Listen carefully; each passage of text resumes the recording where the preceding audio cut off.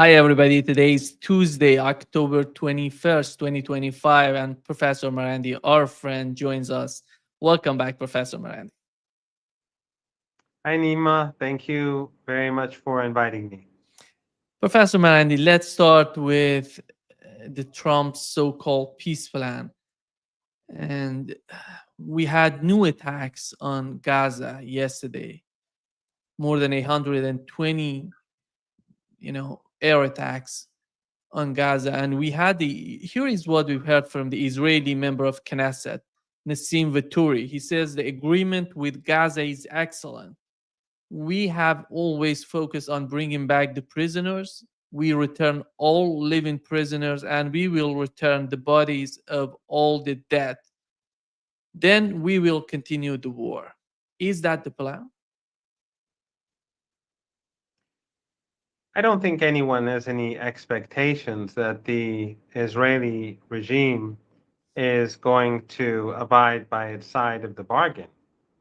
And I don't think that Hamas or Palestinian Islamic Jihad or their allies have any illusions about the nature of the Israeli regime.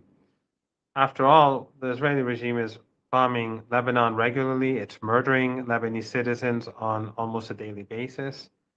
The Western media is quiet. Western governments are quiet because they support the mass murder and slaughter of the Lebanese or Syrians. In the case of Syria, the regime is obedient. It was installed by the CIA and their collaboration with Erdogan and their clients in Qatar and, of course, the Israeli regime. But still, the Israelis constantly bomb them and they take more territory. So people are seeing how the Israeli regime behaves and they have no expectations that they're going to suddenly see the light and behave as normal human beings and decent human beings and uh, carry out the ceasefire in a way in which is just and fair for the Palestinian people. No, the reason why Trump gave this so-called peace plan, and it's not a peace plan, it's a plan to subjugate the Palestinian people. It's a plan to help with ethnic cleansing. That is the objective. The reason why they put it forward was because Netanyahu was failing. If Netanyahu was succeeding on the ground, if he was winning the war, if he was winning this genocide and this Holocaust against the Palestinian people, there would be no need for that peace plan. They would let him finish the job. But the Americans gave him all the weapons he needed. We saw Trump say that when he was in the Knesset. He said, we gave them everything they wanted. They wanted weapons that I had never heard of, and I gave it to them. So he was bragging about his role in the genocide. But after 2 years, they failed. So what happened really after 2 years? The Israeli regime, its economy badly damaged, its military machine badly damaged, its society exhausted. But that's not the real problem. The number one problem is the fact that the Israeli regime has been destroyed as a legitimate state in the eyes of the international community. World public opinion is hostile towards the regime. They see it as genocidal. They despise Zionism. People have woken up to the reality of what goes on in Palestine, even in the West and even in the United States. That is something which worries American leaders. That's something that worries Zionists and those who are close to the Zionists across Europe and North America. And so they had to have this ceasefire in order to ease the pressure on the regime because every day of genocide made the Israeli regime and Zionism more hated, and even those who were half asleep to the reality are gradually waking up, and the number of people who support Zionism is melting away. Their numbers are melting. It's like ice in the desert. So that is the real reason why they wanted the ceasefire, because the Israeli regime uh, is self-destructing, and so is the collective West, paying a heavy, very heavy price because they are a part of the genocide. European leaders, European politicians, journalists from mainstream or legacy media journals, they're all paying the price because they're all seen as collaborators. They're all seen as uh, helping bring about this extermination. And so the collective West is seen both by ordinary people in the West, but the overwhelming people of the overwhelming majority of people across the world as genocidal. And so, under those circumstances, people increasingly turn to Iran, they turn to Russia, they turn to China, they turn to any entity, any country that is not Western, because for decades we've heard how horrible Iran is uh, because of the Western governments and Western institutions and Western media have demonized Iran. Now people don't believe it anymore. They say the very same media that's demonized Iran, they've been in bed with the Zionists and have closed their eyes to the genocide. They've been apologetic. They're saying the same effectively to rivals of the United States in the West. So now, in the past, they could always demonize China because the United States in the West, they were their one area where they were still more powerful was with regards to soft power. That has been diminished. That's been almost destroyed. So today, no one believes the demonization of China, for example, the way in which they would have 2, 3 years ago. And that makes the appeal to work with China, to purchase Chinese goods much greater than before, because people look at the West and see that these regimes are genocidal. They would often call it brand America or brand Britain or brand UK or brand. Their brand has been badly damaged. It's their credibility, their image has been badly damaged. So not only are they on the decline economically speaking and militarily speaking, in Ukraine they're not doing well. In their war with Iran, Iranian technology has shown the weaknesses of Western technology too, but also when it comes to their global image, the entire West is suffering as a result of their complicity in the Holocaust in Gaza. So they need this ceasefire. But does anyone believe that this ceasefire is permanent? That the Americans and the Israelis and the Europeans want the Palestinians to be able to rebuild their homes and to live in the Gaza Strip with safety and security? Of course not. That is not the plan. So ultimately, Gaza at some point, whether it's in weeks or in months or in years, it is going to be another battleground between the people of Gaza and the genocidal forces of Zionism. There is an interview Jared Kushner together with Steve Witkoff had on 60 Minutes. One of the points that they mentioned, they were asked, Jared Kushner was asked if how did he feel when he went to Gaza. He said it was something like he felt like it was they were bombed by nuclear bombs because everything was destroyed there. And then he was asked if that was a genocide, what he was watching in Gaza. He said no, that wasn't a genocide. And Steve Witkoff came in and jumped in and said that they're fighting a war. It's not genocide. Professor Marandi, do you think what has happened in Gaza? Where is the army that is fighting Israel? Israel is a modern army. They have everything. They have air power, underground tanks, everything. Do Palestinians have that sort of weapons? Is that a war?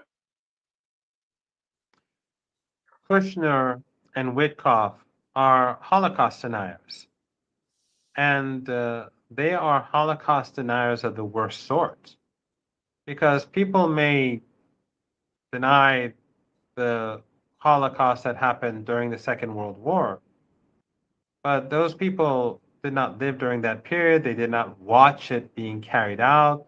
There's not all that much image. We lived in a different, it was a different world. It was history. This is happening in front of our eyes. We've been watching the genocide, the Holocaust unfold live, online, on television. We've seen the images of countless children being torn to shreds, people being burned alive in their tents, mass slaughter, hospitals targeted. We've seen how infants in incubators have been murdered when the Israeli soldiers would pull out the plug and leave all the infants to die. We've seen that happen time after time after time. They've been so innovative in the way in which they slaughter that that we're always being shocked because they murder in new ways. They slaughter in new ways. They take out entire families. They take out entire neighborhoods. They burn people alive, and others who survive wish they died because they're so badly burned.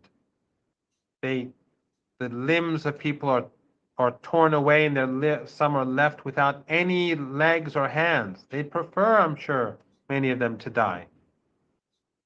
This is what this genocidal regime has done. And these two men are genocidal.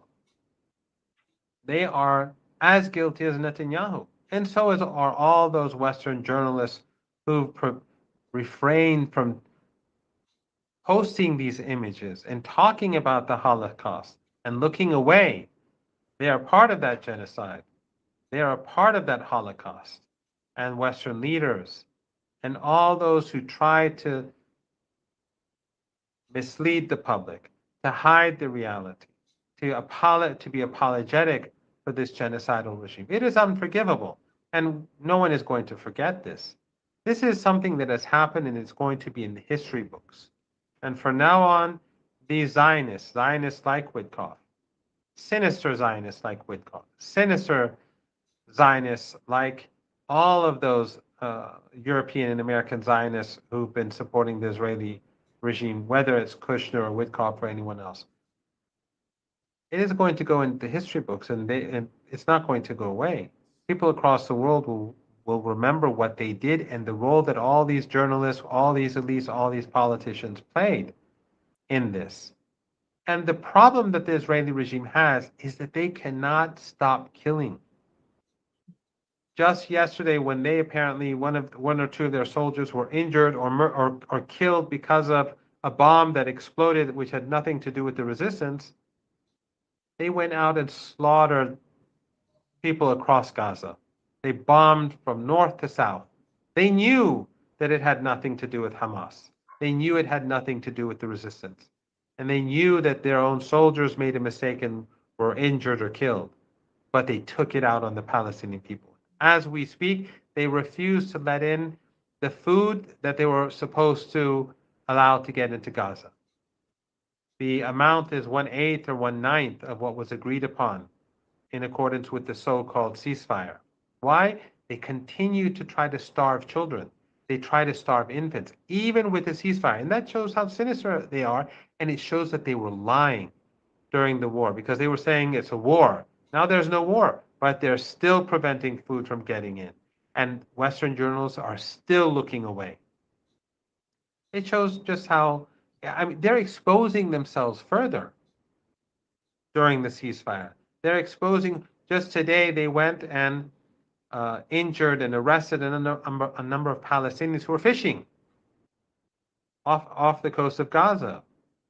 Why? It's a ceasefire. Why? So why are they doing it? Because they want to continue to starve the Palestinian people. They don't let in the food. They don't let in infant formula. They don't let them fish for.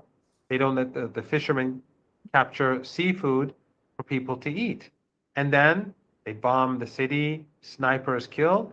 That's just how Zionists are.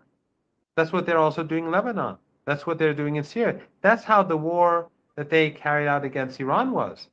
They bombed a building in Iran. They fired missiles at the building, killing 75 people, including between 25 and 30 kids, to kill one person. That's who they are. That's what Zionism is. That's what ethno-supremacism is. That's what a master race and a master people think about the rest of humanity. And that's why Western elites are quiet, or they continue to look away, or they try to give us, or they misinform us and disinform us in order to allow this to continue, in order to hide the reality on the ground. But it's not, it's too late. What has been done. And every day that the ceasefire goes by further confirms everything that was said about the Zionists. Starving the Palestinians had nothing to do with war. It had to do with their attempt to exterminate the children. Is that bring responsibility for those countries who participated in the summit in Egypt? I'm talking about Turkey and Qatar, because both of these two countries, during the interview, Witkoff said, and in the aftermath of signing the document, they were hugging Israelis, and they thought that they could get something from Israel. But is that the case? What is the responsibility on the part of these two Muslim countries when it comes to this sort of behavior on the part of Israelis?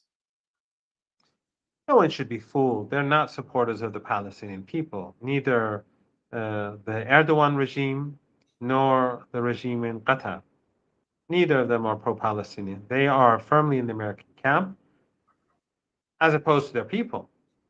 The people of Turkey are staunch supporters of the Palestinian cause. But the regime in Ankara, they are in the American camp. The hug, when the Qatari and the Turkish officials hugged the Israelis, they basically whitewashed the Holocaust. And even attending this disgraceful and despicable meeting was an insult to all the martyrs and the women and children who were massacred in the Holocaust. And it was whitewashing Trump's crimes, just so that they could get into his good books. Everyone should support the resistance. And the resistance had every reason to accept a ceasefire under its own terms, and we should all continue to support it. The pressure that they feel is enormous. But for these countries to continue to do business and trade with the Israeli regime after 2 years of Holocaust, for any country to have anything to do with the Israelis, I mean, the Qatari regime was just bombed. A Qatari citizen was killed, and then they go and hug these ethno supremacists. And the same is true with the Erdogan's allies who were in that session, his people hugging the Israelis. Just being there was an insult to the martyrs and the victims of the Holocaust. Yes, we all support the ceasefire in the way in which the resistance is pursuing this ceasefire, but to give any sort of concession or to show uh, thanks and gratefulness to the American regime or to the Israeli regime is just, for me, it's just something beyond my comprehension. Netanyahu, he has ruled out any Turkish and Qatari involvement in Gaza's post-war administration. What is that, Professor Marandi? What is the plan? It seems to me that during the interview with Jared Kushner and Steve Witkoff, they're planning to reconstruct Gaza and settle, bringing these settlers to Gaza, little by little, gradually. That's the plan. That's the master plan on their part. It's not just about reconstruction of Gaza. It's something beyond that, but they want to do it, wrap it up in something beautiful, something that makes them capable to sell it to the world. Is that possible? There won't be any reconstruction for the Palestinian people. And the reason why the Israeli regime can say no to Erdogan and to the regime in Doha is because he knows that they can't do anything about it. Are they going to help the resistance? Are they going to We know that they've never given a single bullet to the resistance. They do trade, they do business. Oil goes through Turkey to Israel. Ships go back and forth despite pretending otherwise. The Qatari regime, of course, does extensive cooperation with the regime. They, along with other oil and gas rich family dictatorships in the Persian Gulf, give money to the likes of Kushner and to the likes of Witkoff, and they invest in Israel. They invest in occupied Palestine. We all know that. This is nothing that they can hide. So why should the Israeli regime give them any concession easily when they pose no threat to the regime, where they have no leverage against the Israeli regime? When the Iranians, as we speak, the Iranians continue to support Hamas. Where do you think the money comes, or the equipment comes to make more tunnels? And they're not just, you know, they need support to be able to fight for 2 years. The same is true with Yemen, with the resistance in Lebanon and elsewhere.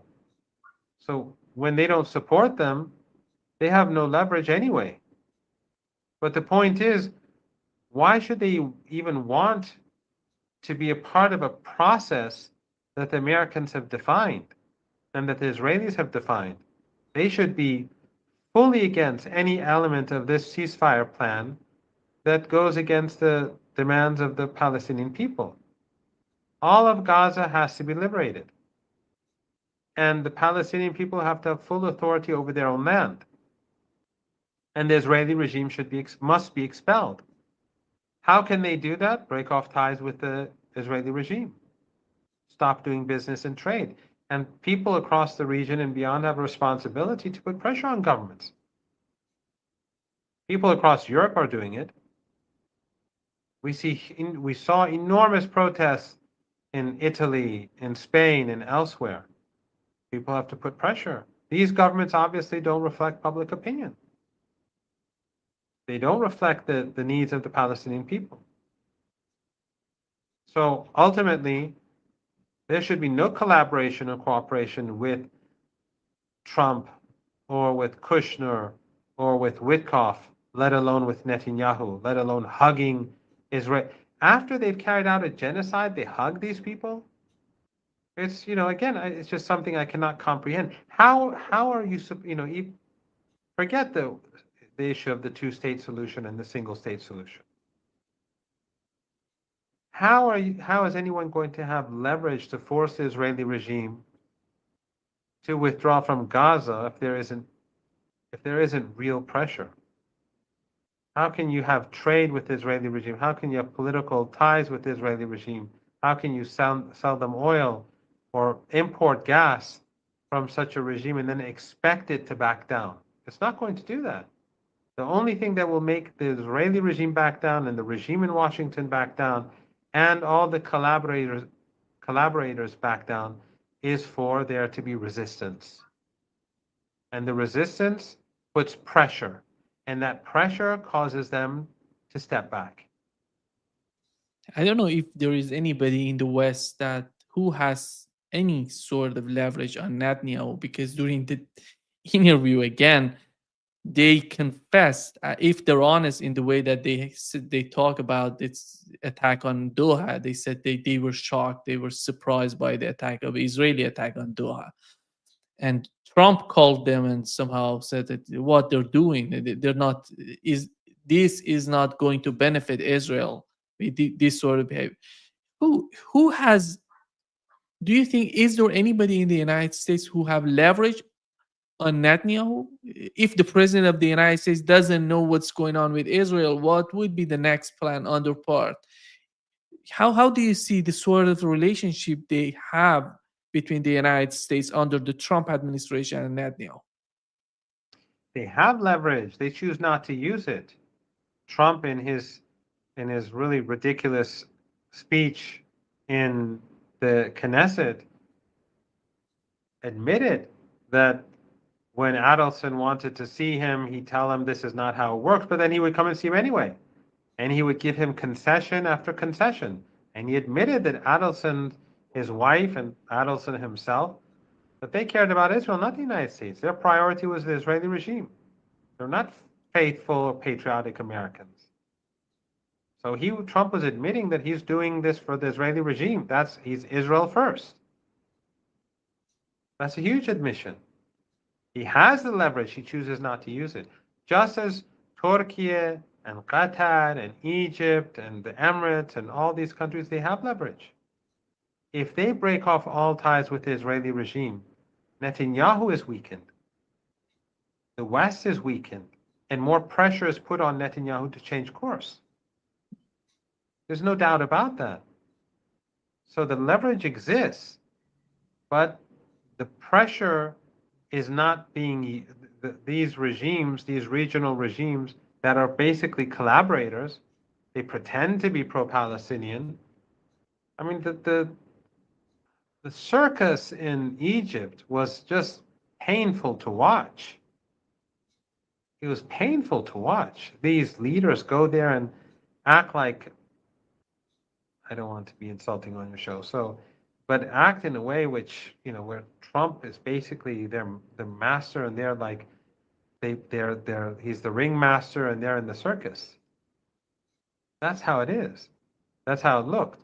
So that leverage exists, but with these leaders, with these governments, with these collaborators, of course that leverage decreases.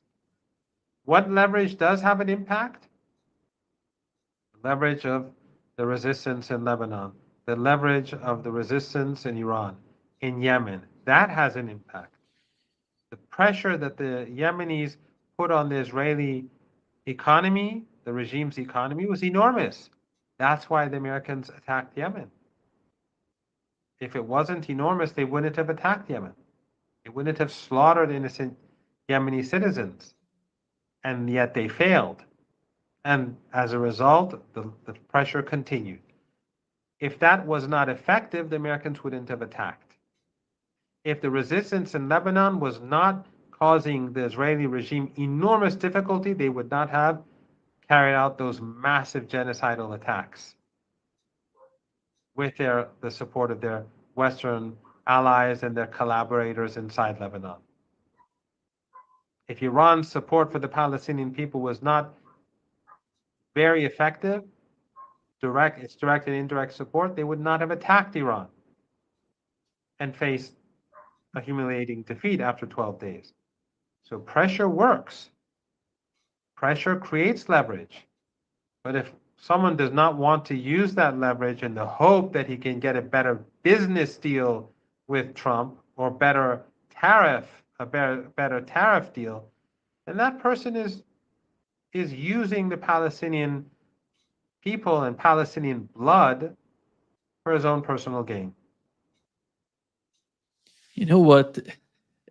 You talk about the leaders who from the West Asia who participated in the summit, but look at the European leaders, the way that they're behaving in Ukraine. They're somehow pushing, they're trying to show some sort of leverage on Donald Trump when it comes to Europe. But in the summit in Sharm el Sheikh, Egypt, you see they've been used as as the background decoration for Donald Trump. They did nothing but being in the background. What is that? How all of a sudden they've lost their power, their sort of negotiation leverage, or somehow the way that they're communicating toward Ukraine, they're not that much powerful when it comes to Gaza, to the Middle East? What's that? This is far worse than what we saw with the Europeans going to Washington and sitting there like school children. They humiliated themselves, the European leaders. No doubt. But what these people did was they not only humiliated themselves, but they whitewashed the genocide. They whitewashed the Holocaust. They whitewashed the Holocaust. The war in Ukraine has far more casualties than in Gaza. But there, it's a battlefield where men are killing men. Horrible. And it should end tomorrow. And the Europeans should end this proxy war. But here we know that the Israeli regime is targeting children. They pulled the plug on incubators. They bomb hospitals. If the Russians wanted to do that, there would be no Kiev today. We all know that. The West knows that too. The Israelis' focus is on women and children. It's on ordinary people. They bomb ordinary people because they are Amalek, because they are subhuman, because they want them exterminated. They want them gone. We've seen them say it. We see that in the South African complaint to the ICJ. It's open. Their leaders have said that. They say it all the time in the media. They're, as we speak in the West Bank, they're doing the same thing. They attack people, they kill people, they beat up old women, they steal land. The army helps bring in these colonizers, these settlers. They steal, they kill, they graze on Palestinian land. And the West pretends that they believe in human rights and civil society and private ownership, and it's all nonsense. It's all fake. But what these leaders did in Egypt was far worse. What the European leaders belittled themselves and belittled their countries. These leaders that attended, they belittled especially regional leaders. Those who came from far away, I guess they comprehended less what was really happening. But regional leaders, they humiliated themselves, they humiliated their countries, but more importantly, they whitewashed a Holocaust. There is an interview with the former Mossad and IDF who won various awards in the United States. He said that we're going to remove Palestinians from Gaza. It doesn't matter if they attack us or not. We're going to attack ourselves and we're going to put the blame on Gazans. So if they decide to go in that direction, do you think that the war with Iran would be some sort of distraction for them, for Israelis, to go all in Gaza? Well, I think there's no doubt that they're going to try to exterminate the Palestinian people in Gaza. That is their objective, to expel the survivors and take the land. There's no doubt about that. And the West knows that. That's been the plan all along. Even from the beginning, when there was the talk of a two-state solution, that was always the plan. The West only tried to buy time for the Israeli regime. I remember Alistair Crook, who's been on your show. He told me that years ago, when the Israelis began bringing in these colonizers, these settlers in the West Bank, he went and saw some of those places, and he said they were the most fanatical of the fanatical Zionists. They put those people in the West Bank. Why? Because they wanted to make sure that they will never leave peacefully. So Alistair, of course, being a very decent person and human being, pointed this out. But the European politicians and diplomats who we see today making statements and who for years have been talking about the two-state solution, they knew very well what was happening. And they closed their eyes because they support the Israeli regime in its ethnic cleansing of the West Bank and the daily murders that we see in the West Bank when they shoot kids and murder kids and batter old women, beat them in the head with clubs. Where are all those Western human rights organizations and women's rights organizations? They're all fake. Those NGOs, those well-funded activists, they're all fake. The real activists are the ones who were arrested when their flotilla was taking infant formula for Gazan children. Those are the real activists, not the ones who've been silent for the last 2 years, who've been barking about human rights and women's rights for years when it serves the interests of the empire and getting good funding for it, and then silent when old women in the West Bank are beaten in the heads with clubs. It's all fake. And the fate of the West Bank is the same as the fate of Gaza.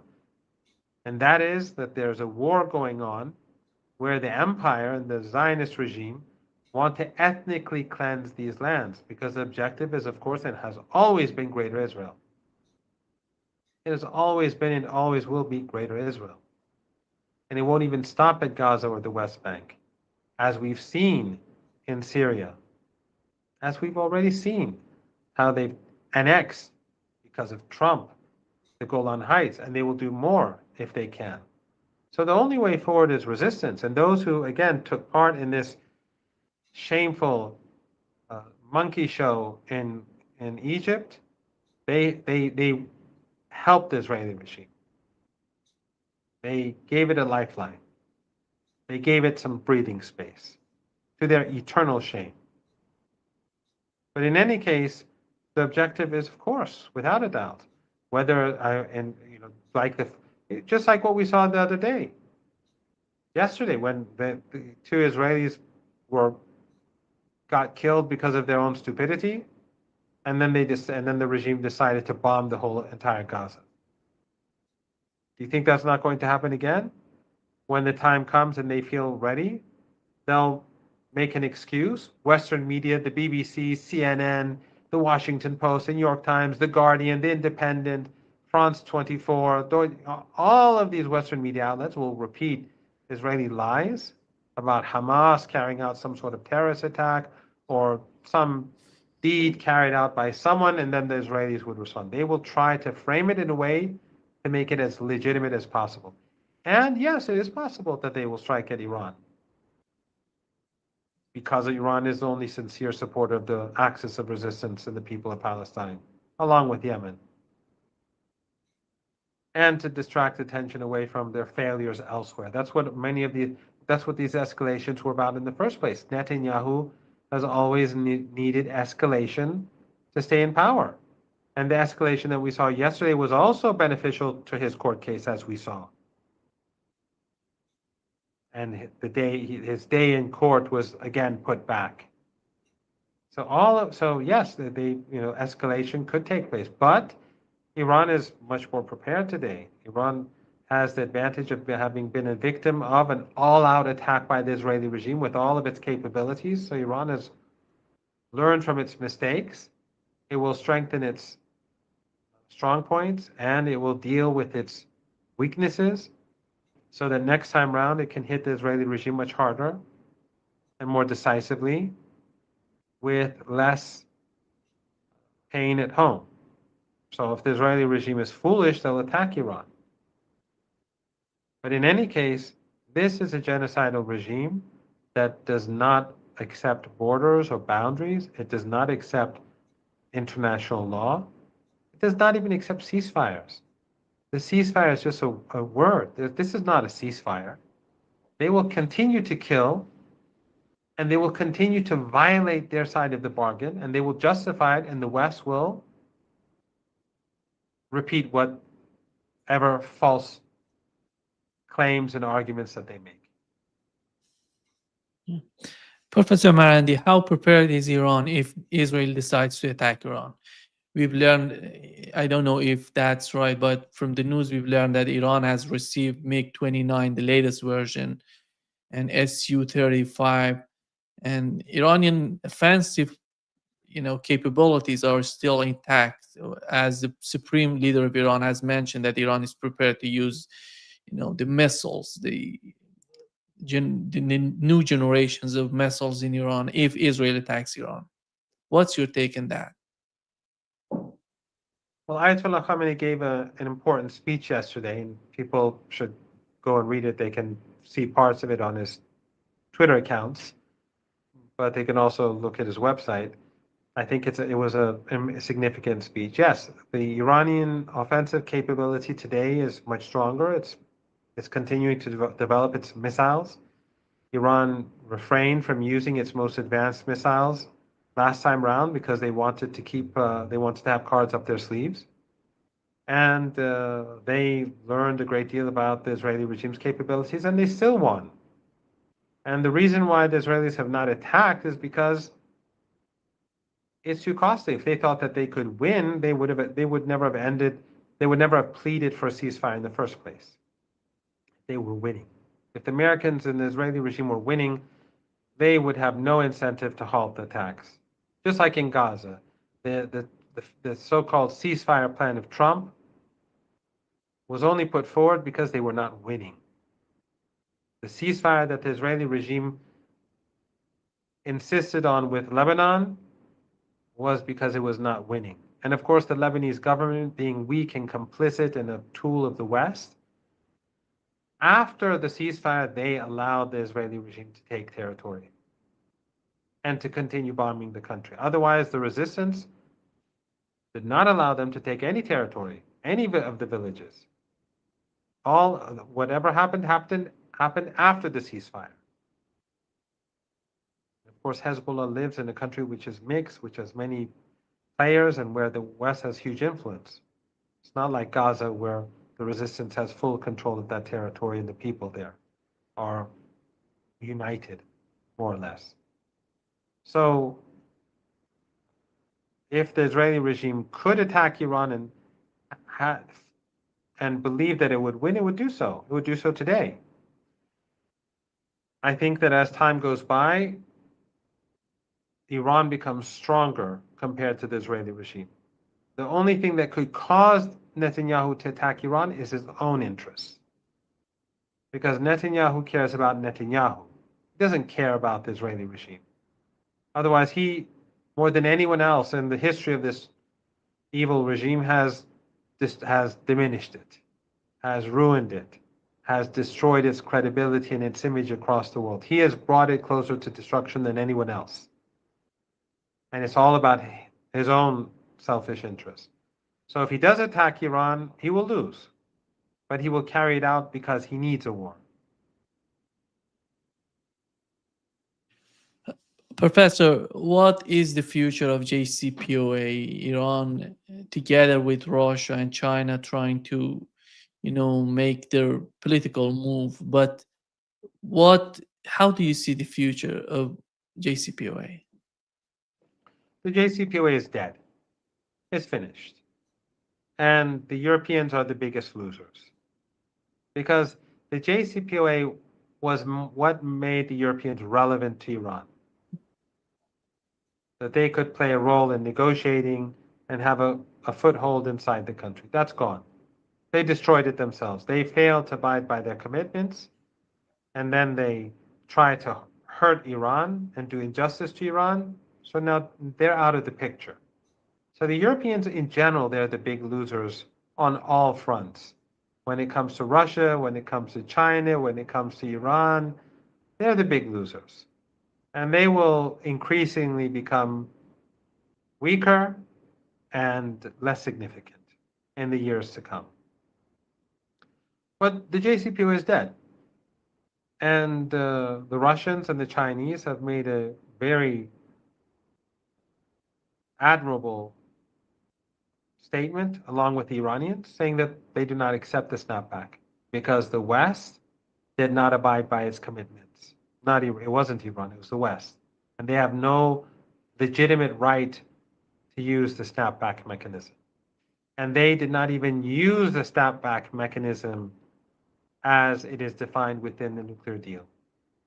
So they put out a statement saying, we do not accept it. And so the West, on the one hand, says that the snapback has been used. The Russians and the Chinese say no. It's over. And the nuclear deal is over, so there will be no snapback. The non-aligned movement just recently, they too put out a statement supporting Iran's position. But the important thing really is in the case of the snapback are the Russians and the Chinese, because they're permanent members of the UN Security Council. And also, these two countries do work with Iran when it comes to military cooperation and trade. Iran exports weapons to Russia, Russian exports weapons to Iran, and of course Iran increasingly is working with China as well. the JCPOA's sanctions are all covered by the US maximum pressure sanctions.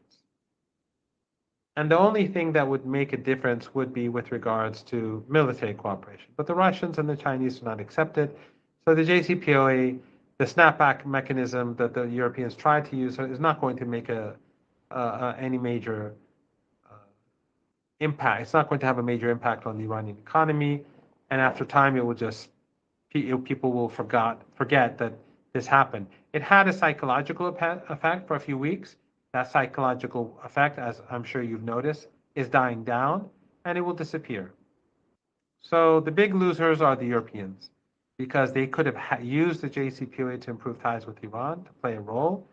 They chose not to do so, and they're not going to get that role ever again for the foreseeable future.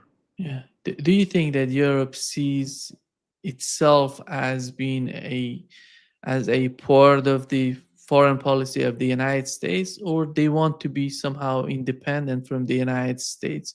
Where is that? Where when it comes to Europe, as you've mentioned in Ukraine, they're pushing for something that would not benefit Europe in a long run. In the Middle East as well, Professor Marandi, as you've mentioned with the case of JCPOA, is Europe anymore? Because look at the energy. They don't have the energy, the resources. The technology is just moving away from Europe. What is the future for Europe? We know the people in Europe, they're concerned about what's going on, but the leaders in Europe, they don't care about what's going on in Europe. Well, the Iranians have seen how unimportant the Europeans are because when Trump left the JCPOA during his first presidency, the Europeans promised to find a solution to have the JCPOA work, and they did nothing. And then this time round, when they negotiated with the Iranians, they made promises. And so the Iranians signed the deal in Cairo to cooperate with the International Atomic Energy Agency, but the Europeans then backed down. They refused to do what they said they would do because the Americans told them they can't. The Iranians knew this, by the way, and that's why the Iranians went forward with the agreement in Cairo, because they knew that the Europeans would not fulfill their side of the bargain. They knew that they were weak.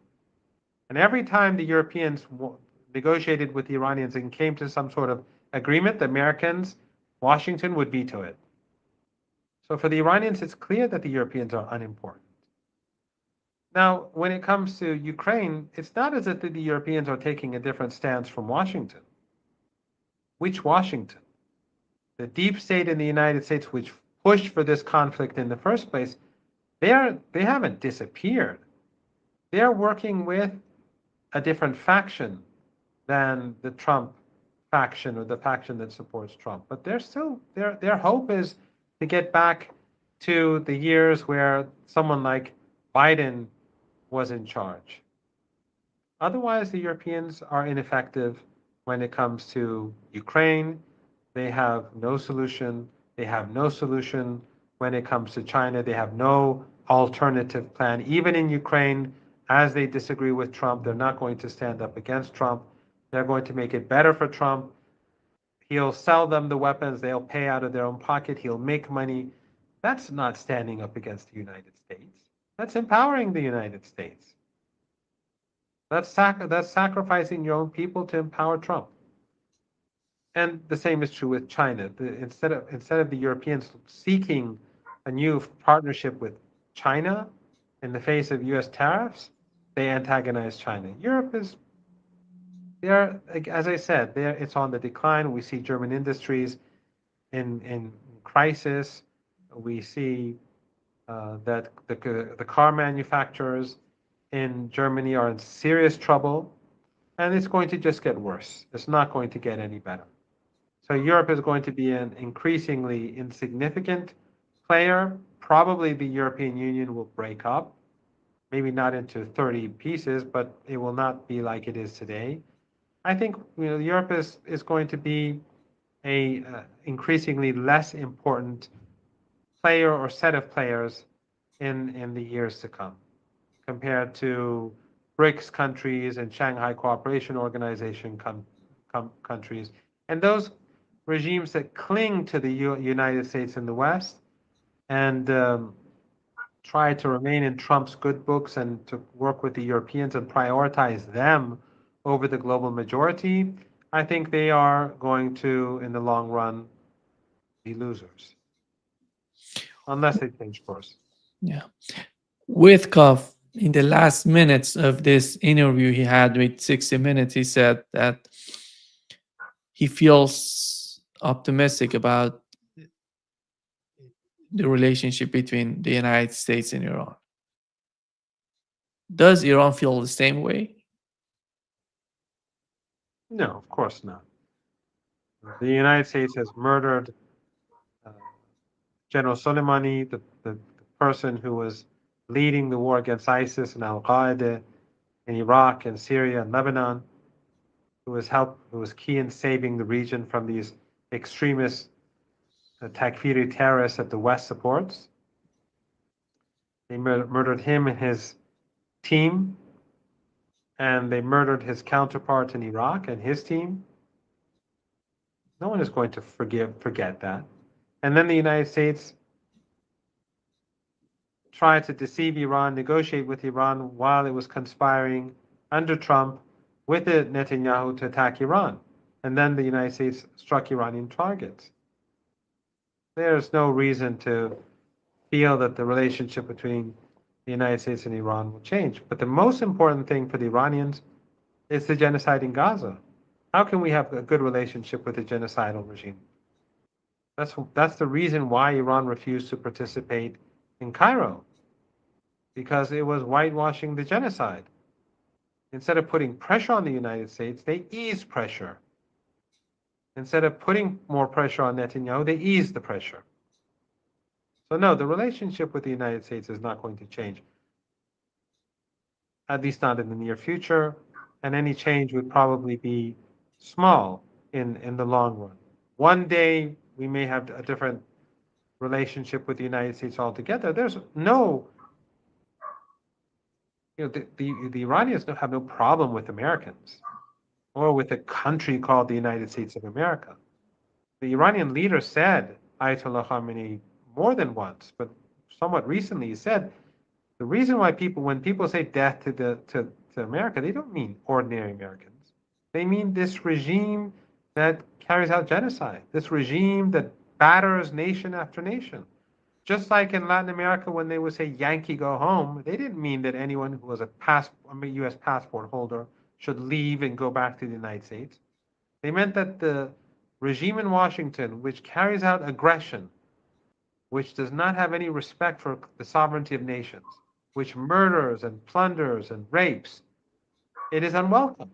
It is despised. And we see that reemerging, manifesting itself today in the Caribbean, where they just bomb boats shamelessly. And the American media, which is complicit, just like it's complicit in the genocide in Gaza, they're not outraged. They're not ashamed. They just sit there and report the news. Whereas children lose parents and innocent people are murdered. We already know that some of the victims were not even Venezuelan. Yet the United States has a regime that has no moral compass, which is aggressive and brutal, continues to behave as a brutal and immoral regime would behave. So there's no reason for the relationship between Iran and the United States to fundamentally change under these circumstances. But a Zionist, a genocidal Zionist like Witkoff, you wouldn't understand that. Yeah. Since you've mentioned Venezuela before wrapping up, Professor Marandi, do you think that the United States main goal, what is the main goal in Venezuela? It's about oil and resources of Venezuela, or do you see something beyond that? Yes, I think it's regime change. I think it's Venezuelan resources.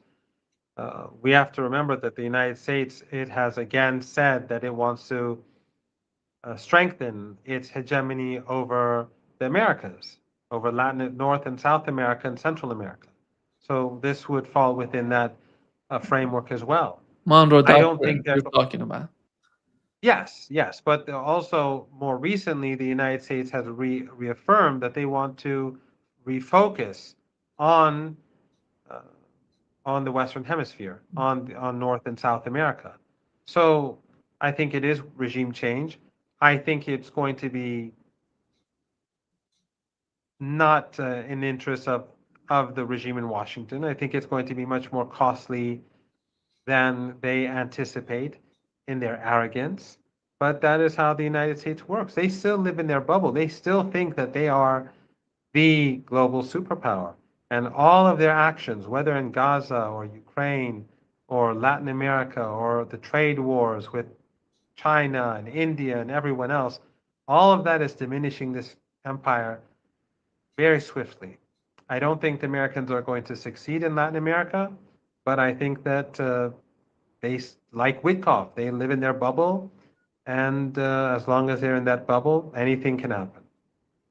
Yeah. And by the way, Nima, I just because I have to respond to Larry, even though the comments that the things that we've been discussing are pretty dark, but I had the fortune to meet Larry and Scott and the judge in Moscow. And Larry did give me a shirt to wear for your show, but I'm on campus today.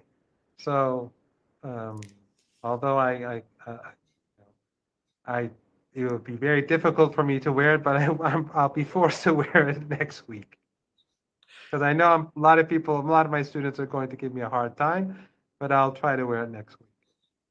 Thank you so much, Professor Marandi. Great pleasure as always.